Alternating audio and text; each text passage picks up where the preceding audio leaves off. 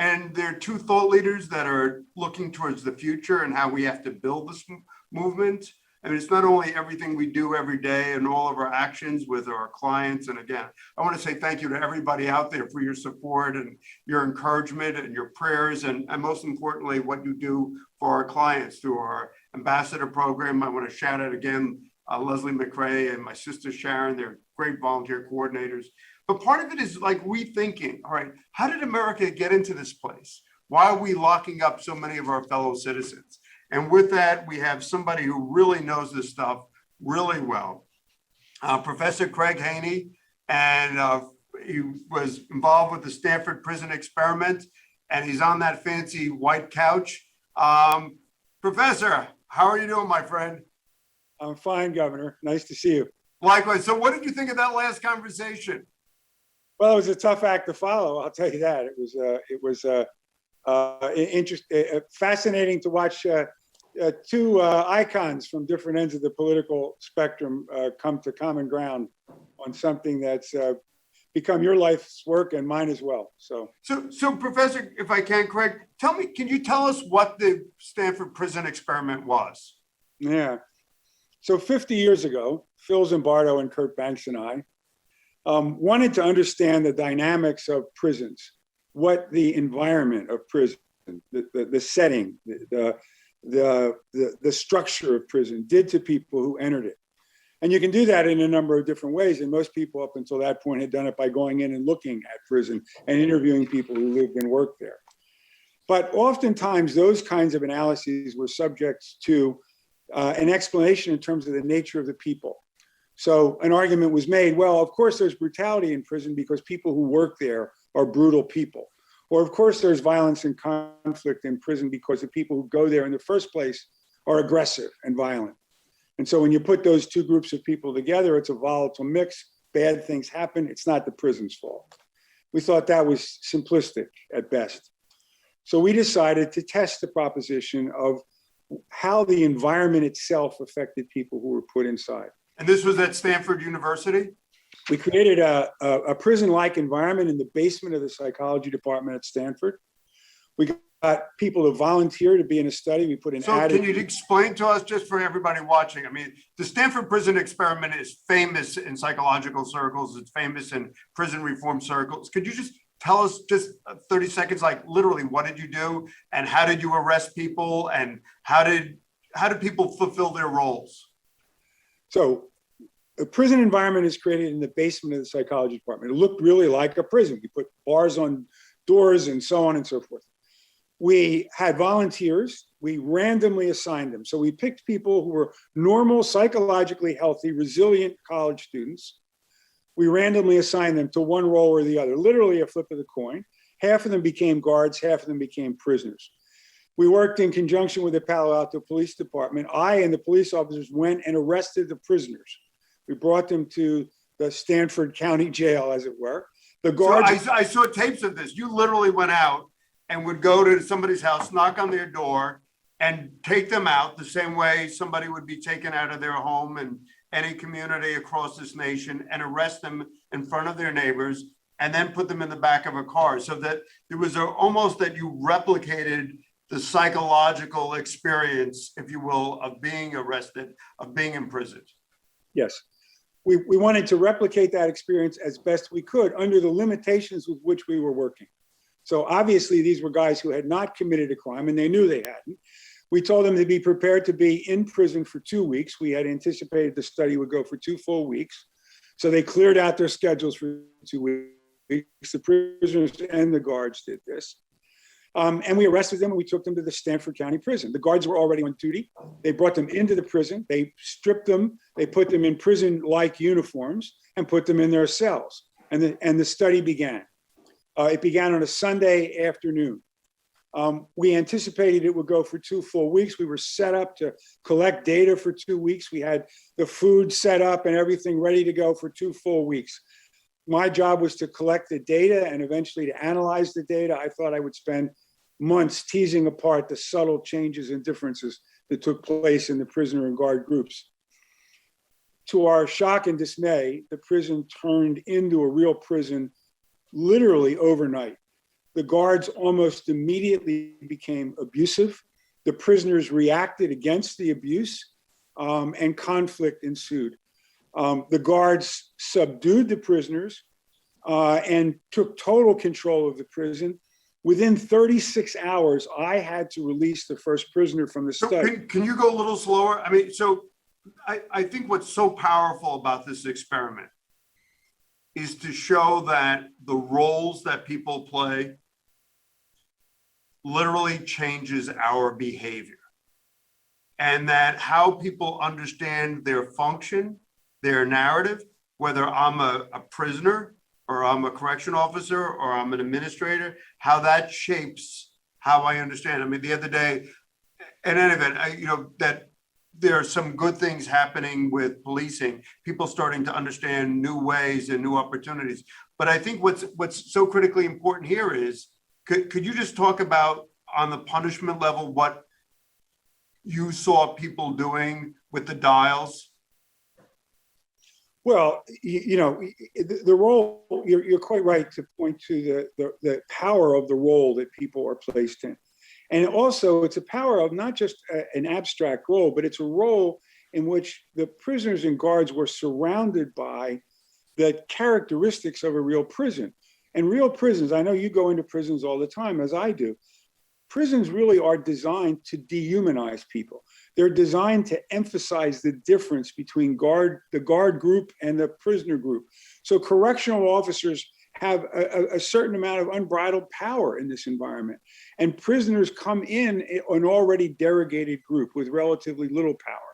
And when you create that dynamic, whether you do it in the basement of the psychology department at Stanford, or you do it in the Trenton State Prison, you are setting in motion a set of psychological processes in which those two groups are in opposition to one another. And the prisoners bear the brunt of it. They're not the only group that's changed by it. Correctional officers are very much changed by their experience on the job as well. But of course, it's prisoners who are there day in and day out, and who are on the receiving end of the dehumanization, the degradation, and the deprivation. And the consequences of that, of course, are what you're dealing with all the time when you work on reentry. The trauma that is inflicted on people in prison is created in part by the nature of that environment itself. That's so profound what you just said. I almost would love to blare that the trauma, and our focus today is from trauma to triumph, but the trauma is almost, I don't want to say automatic, but it's almost endemic to the design of what it is that we're doing. And could you delve a little deeper on that? So when Jim McGreevy or whomever is in Northern State or any particular prison in America, in New Jersey, why is that a traumatic experience? I mean, it's not only that I don't have my family there, I'm not working, I don't have joy, I don't have sunlight, I don't have the things that nourish me, whether it's the dead tulips for Easter or whatever it is. But why is prison a corrosive event in the soul of the person? Well, I tell classes and I tell audiences when I talk about prison that prison can break your spirit, it can break your mind, and it can break your heart. It attacks all aspects of humanity. Prisoners are denied autonomy in prison settings. The most mundane aspect of their existence is controlled by prison authorities. And why is that bad?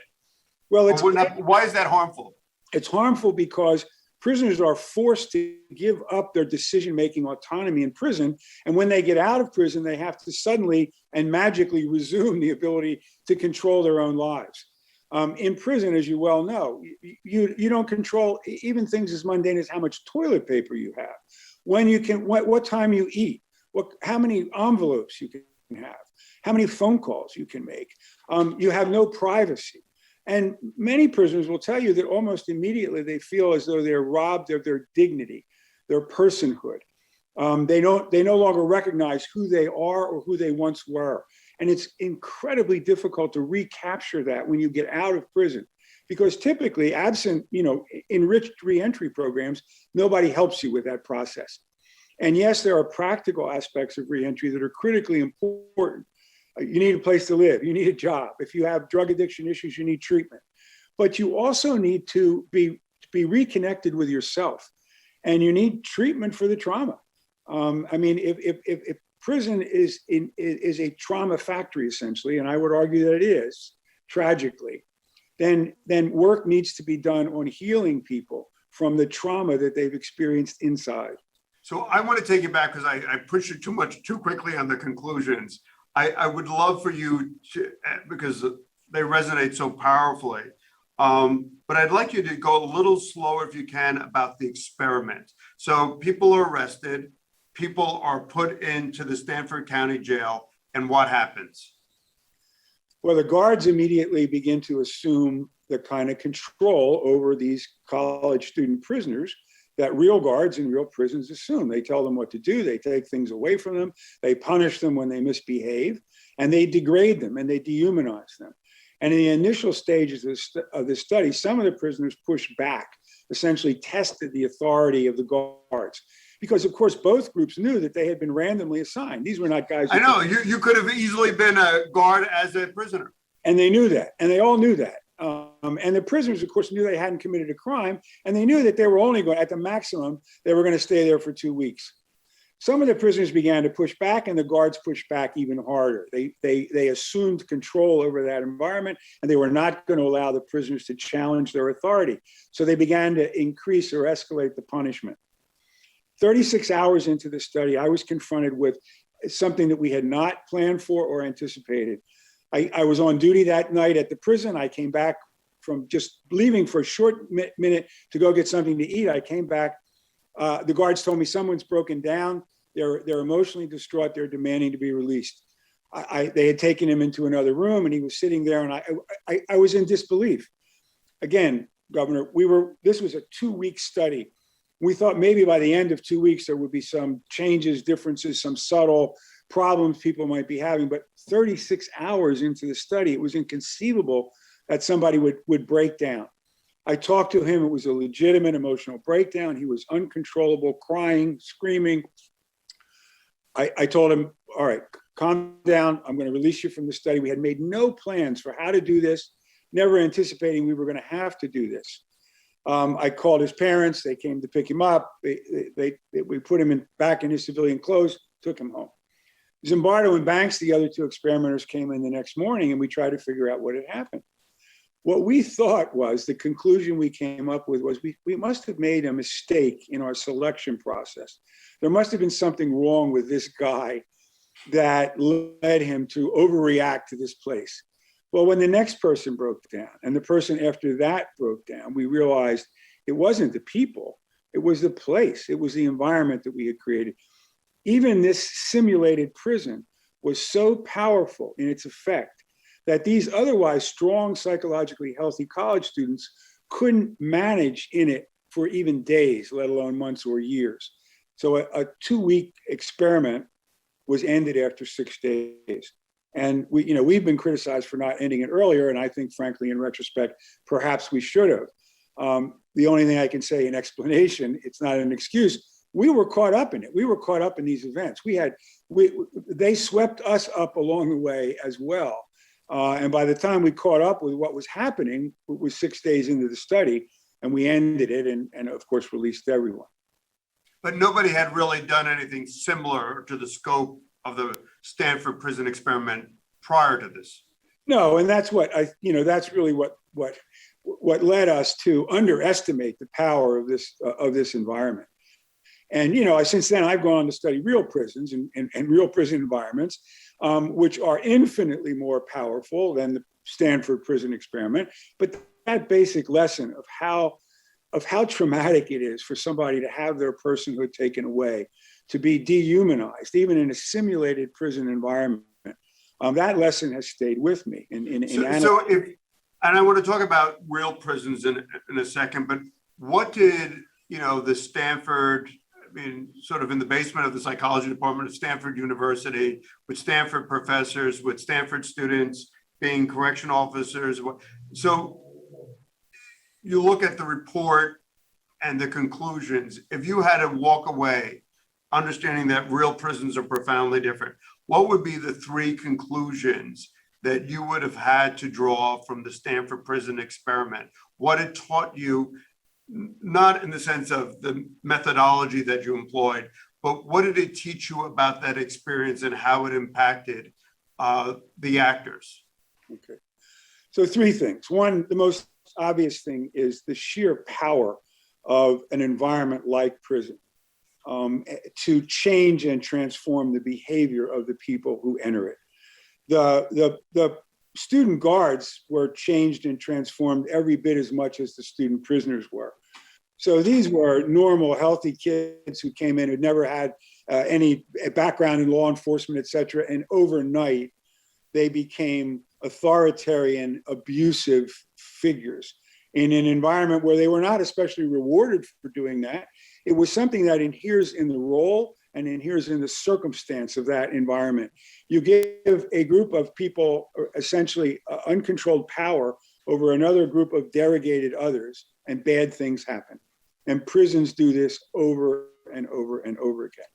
The other thing I took away from it, a second lesson, was the sheer depth of the pains of imprisonment. Because I spent a lot of time with the prisoners before they went into the study, and I watched them deteriorate in a 6-day period of time.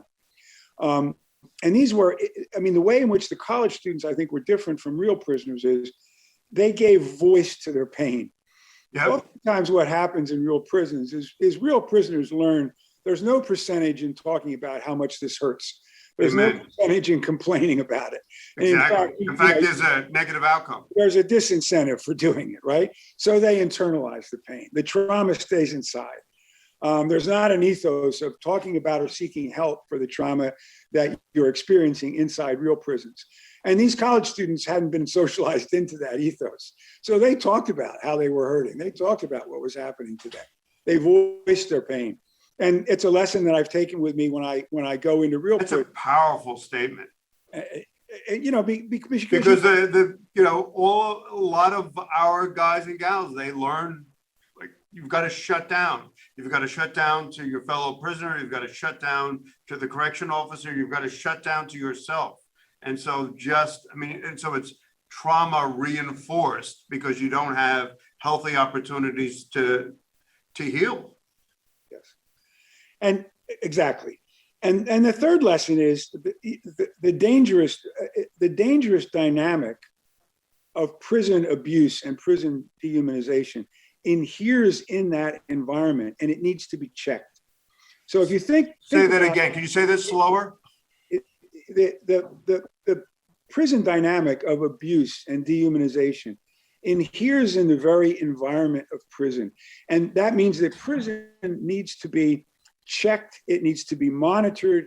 You need to be careful about what happens inside these places, because left to themselves, prisons devolve into what we saw in the basement of the psychology department at Stanford.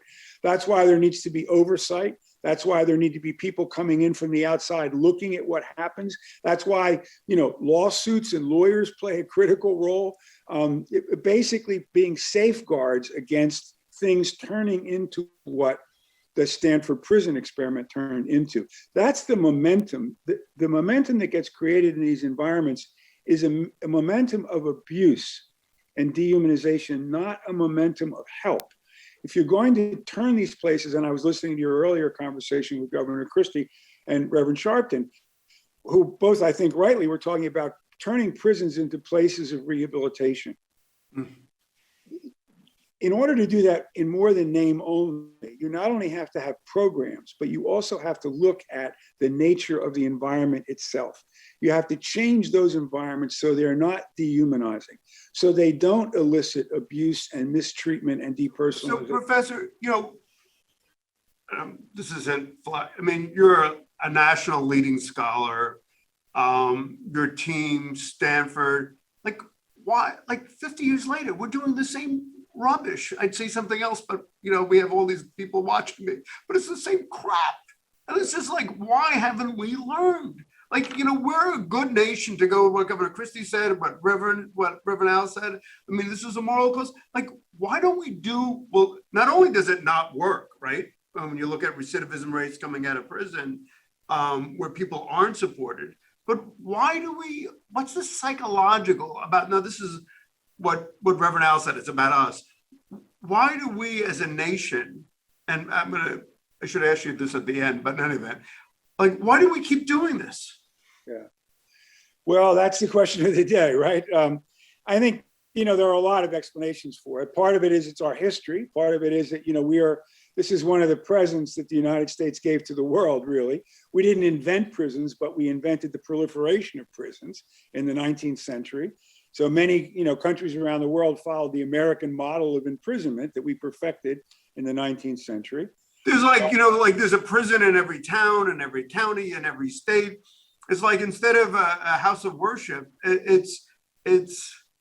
but before I get to the conclusion, I should do it the way my notes said.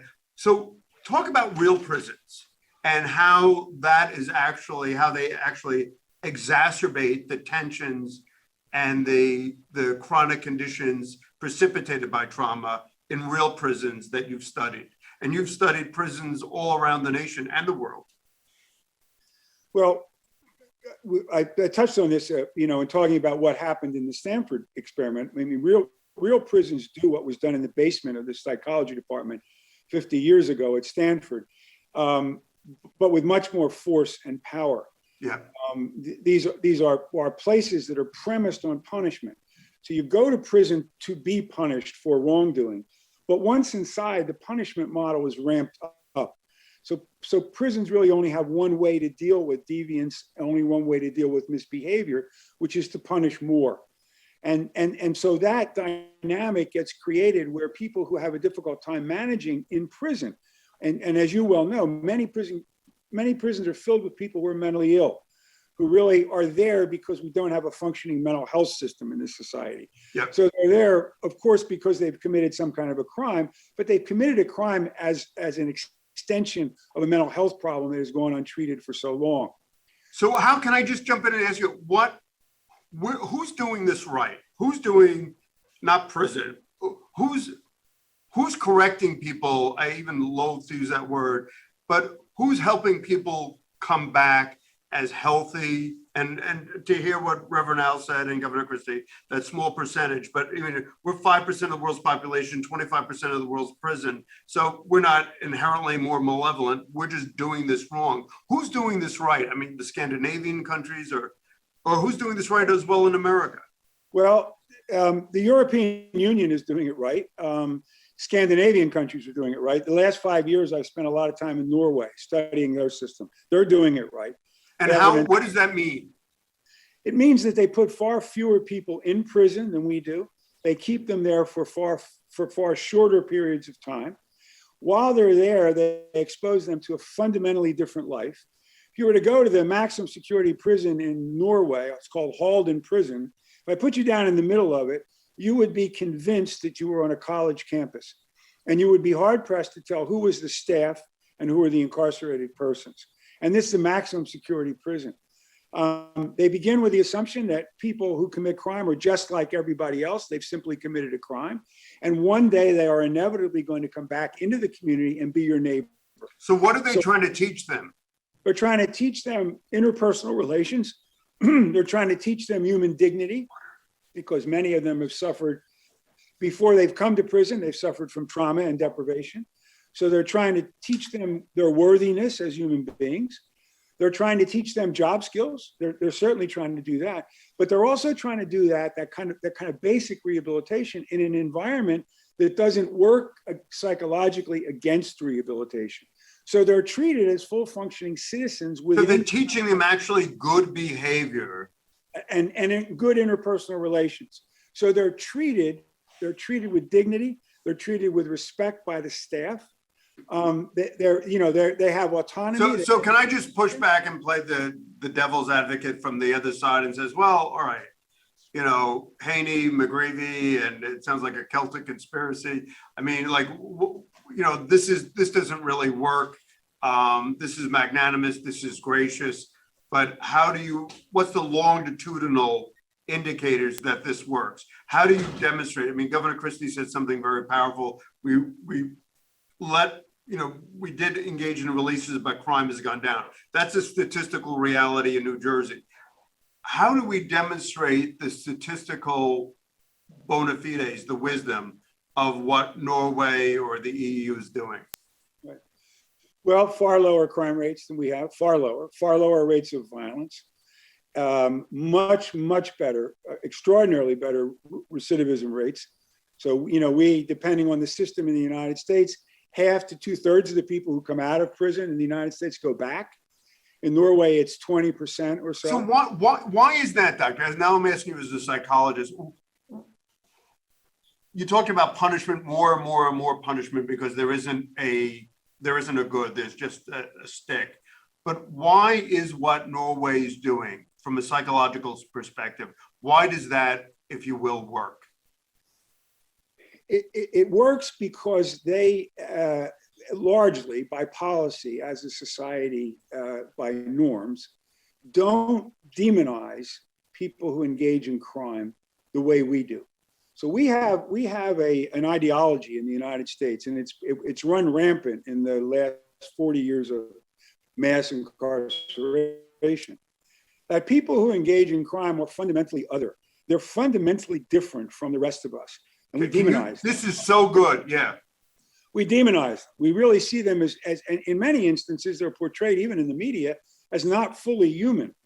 And when people when someone is not fully human, then they don't have to be treated in the ways that we would treat human beings. I heard Governor Christie last hour talking about, he talks to people about how would you want a member of your family, treated if they got in trouble or they had a drug addiction, et cetera. What we've done in this society is we have broken that connection between people who commit crime and the rest of us. And we've acted as though they're somehow a different species, when in fact, they are our brothers and our sisters and our parents and our children. But we have an ideology that suggests that they're not. And so it allows us to implement punitive policies against objects rather than people. The Norwegians turn all of that on its head. And they basically operate with the assumption that if somebody who's committed a crime, yes, has done a bad thing, but we now have to decide what we want to do for them, not to them, for them, to make sure that when they come out of prison, they become good neighbors, they become good workers, they become friends, because they came from our community, and to the community they will return. So what do you want to do in the meantime to make sure when they return in a better place than when they left? And they take that seriously, and they implement it in every way they can, including reentry. They understand that even coming out of Halden prison, you have to make a transition from being in prison to going back into free society. So they have enriched programs of reentry as well. But all of it is designed from beginning to end, designed to reintegrate somebody in the community, not just at the point at which they were released from prison, but the point at which they enter prison. The issue of reentry is taken very seriously. Do we get to this place? I mean, what you just said about the prisoner being someone not from the community, which is, I remember reading this book about, pre-colonial times in America, and people saw crimes as sin, and you would go into the stockades, but then you would come back into the community after having served your time, and you were a full-fledged member of a community. Like, you had committed your sin, but you had done your penance, and then you're rejoined.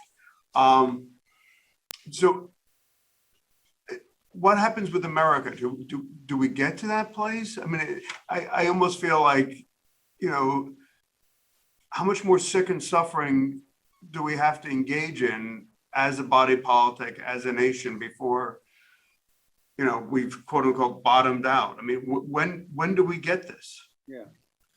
Well, this is a topic for a much longer discussion, but, we have a history that many other countries don't have. We have a history of slavery.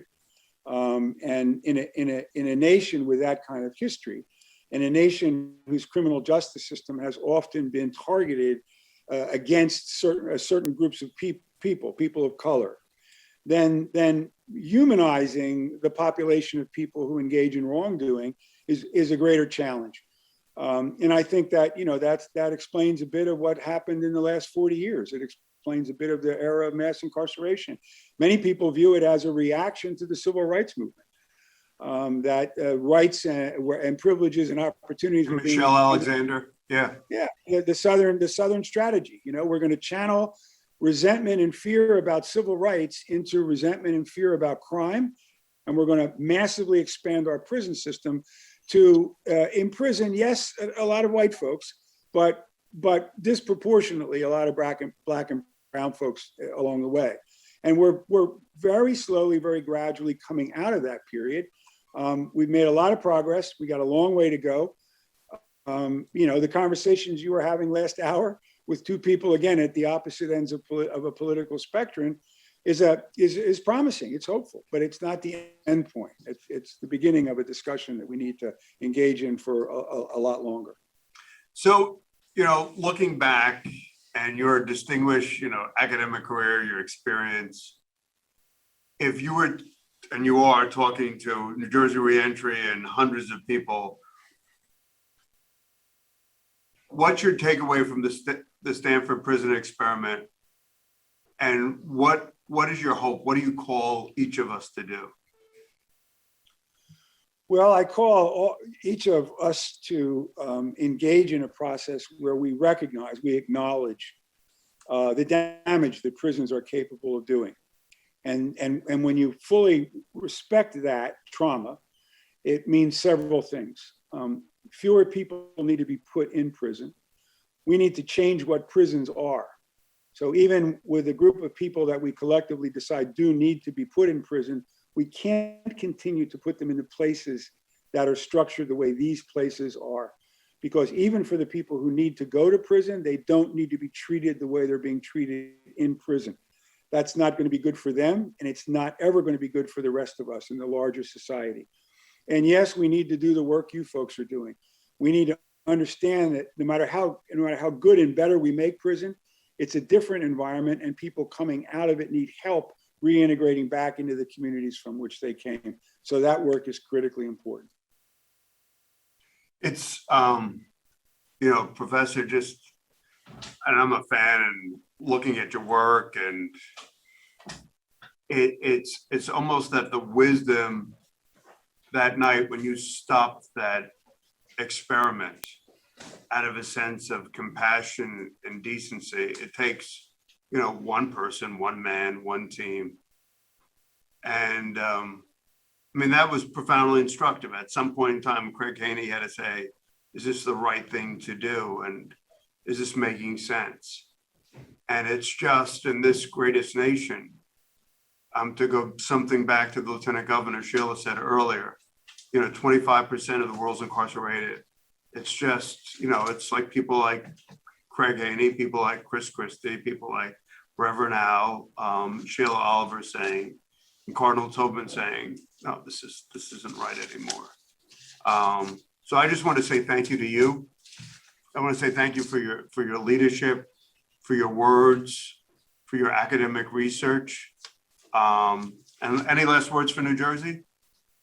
Well, as you know, that's New Jersey is my home state. I was born in Trenton, and I'm proud of all the things that you folks are doing. I'm proud of the work that started a while ago. You know, New Jersey prisons weren't always a model for the nation, and they're becoming it. They're on the path to providing that kind of a model. You've passed some great laws, sentencing reform, solitary confinement reform. Yep. And then you and your folks have been doing just extraordinary work with reentry. So thanks for the opportunity to have this discussion with you and to participate in this important event. No, thanks. And the big thing that I walked away with is, and it was great to hear you say it, is not only fewer people in prison, but don't lose the fact that we need to change how prison is done in